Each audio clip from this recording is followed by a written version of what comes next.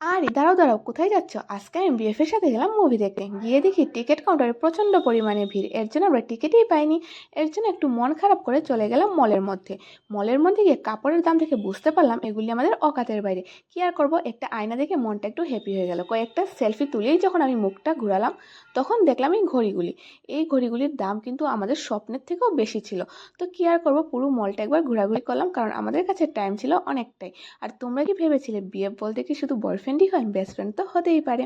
এরপর এখানে কাপড়ের একটু দাম দেখছিলাম, যেগুলি আমরা মিশো থেকে 500 টাকায় কিনি সেগুলির দাম ছিল 1000 টাকা। থাক বাবা, আমাদের জন্য মিশোই পারফেক্ট। এরপর আমরা এখানে বসে গুগলের মধ্যে সার্চ করছিলাম যাতে একটা ক্যাফেতে গিয়ে একটু কোল্ড কফি ট্রাই করতে পারি। কিন্তু আমাদের ভাগ্যটা এতটা পরিমাণে খারাপ ছিল, গুগলও আমাদেরকে ম্যাপ দিয়ে কোনো সাহায্য করতে পারেনি। এরপর আমরা চলে আসলাম আমাদের পার্মানেন্ট ঠিকানা, সেটা হচ্ছে ডোমিনোস। এখানে এসে অর্ডার করলাম, কিন্তু অর্ডার করে তো আরও আধা ঘন্টা বসে থাকতে হবে, তাই না? এরপর আধা ঘন্টা পর আমাদের অর্ডার চলে এসেছে। নিজের টাকায় আগুন জ্বালিয়ে আমাদের পেটের আগুনটা একটু নিভিয়ে ফেললাম।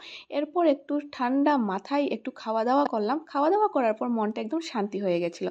এরপর এখান থেকে বেরিয়ে চলে যাব আরেকটা জায়গায়, নেক্সট পার্ট আবার শেয়ার করবো তোমাদের সাথে। ততক্ষণ যেন বাই বাই।